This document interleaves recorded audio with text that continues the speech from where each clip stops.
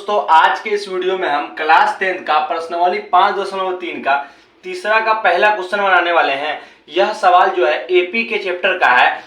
इस तरह का सवाल मैट्रिक के एग्जाम में एक न एक क्वेश्चन आता है। तो आज हम आपको कॉन्सेप्ट के साथ यानी तरीका समझा देंगे। अगर तरीका समझ लेंगे तो इस तरह का कोई भी सवाल रहेगा तो उसको बनाकर एग्जाम में आसानी से नंबर ला सकते हैं। अगर आपने अभी तक इक्वल नॉलेज चैनल को सब्सक्राइब नहीं किया है तो इक्वल नॉलेज चैनल को सब्सक्राइब जरूर करें। इस तरह का वीडियो आपको हमेशा मिलता रहेगा।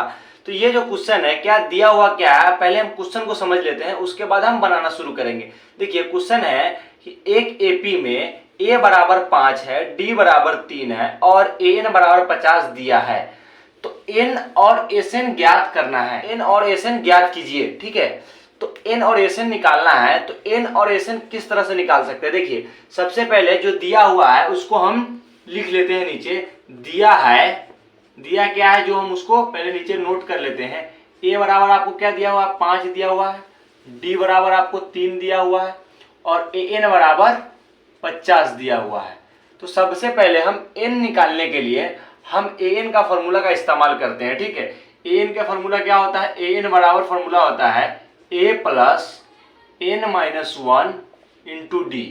इस फॉर्मूला का इस्तेमाल करके हम n का वैल्यू पहले निकाल लेते हैं, ठीक है। an का मान कितना दिया हुआ है? 50 दिया हुआ, तो यहाँ पे हम 50 रख देंगे, ठीक है।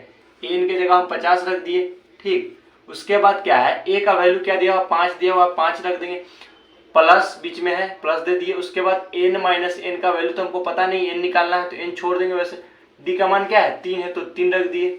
अब क्या है, ये 50 के तरफ हम अब क्या करते हैं कि ये 50 है, 50 का 50 लिख दिए। अब इस 5 को इधर ले आते हैं, ठीक है। 50 माइनस 5।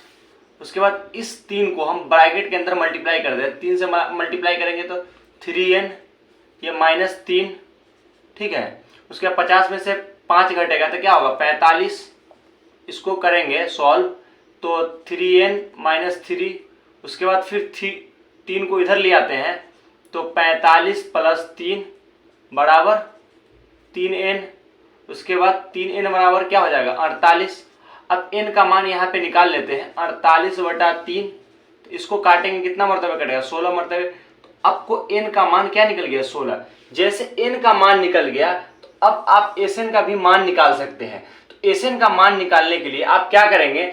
Sn का फॉर्मूला लिख देंगे। Sn का फॉर्मूला आप जानते होंगे। Sn का फॉर्मूला होता है Sn बराबर n/2 into 2a plus n minus 1 into D. यही फॉर्मूला होता है Sn का। Sn निकालने का फॉर्मूला यही होता है। तो हम क्या करेंगे, S16 निकालने के लिए यहाँ पे लिखेंगे S16। तो n का वैल्यू क्या है? n का वैल्यू आपको 16 निकला है तो यहाँ पे 16 रख देंगे, बटा 2 है तो 2 रख दिए। उसके बाद ये फॉर्मूला में 2 इंटू ए का मान आपको क्या है? ए का मान 5 है तो यहाँ पे ए की जगह पर हम 5 रख देंगे। बीच में प्लस का चिन्ह है, प्लस दे दिए। एन का मान क्या निकला? 16 निकला है। यही 16 को हम यहाँ पे रख देंगे, 16 माइनस 1, ठीक है। डी का मान आपका क्या है? डी का मान आपका 3 है तो 3 रख देंगे यहाँ पे, ठीक है। उसके बाद इसको सॉल्व करेंगे तो 16, इसको काट देंगे, 16 को 2 से 8 मरतबे कटेगा। उसके बाद इन दोनों को आपस में मल्टीप्लाई करेंगे, 2 बचे 10, बीच में प्लस का चिन्ह प्लस कर दिए। 16 में से 1 घट गया, क्या हो गया? 15। अब ये 3 गुना के रूप में है तो यहाँ पे 15 इंटू 3 कर दिए, ठीक है। उसके बाद इस ब्रैकेट के अंदर आप चाहे तो इसको 8 को पहले गुना कर सकते हैं या इसको सॉल्व कर लेते हैं पहले। 10 प्लस 45। अब इसको आप सॉल्व करेंगे तो क्या होगा? 8 गुने 45 10 55। आप इसको सॉल्व करेंगे तो क्या होगा? 440। तो आपको S16 निकल गया, Sn का मान निकल गया 440।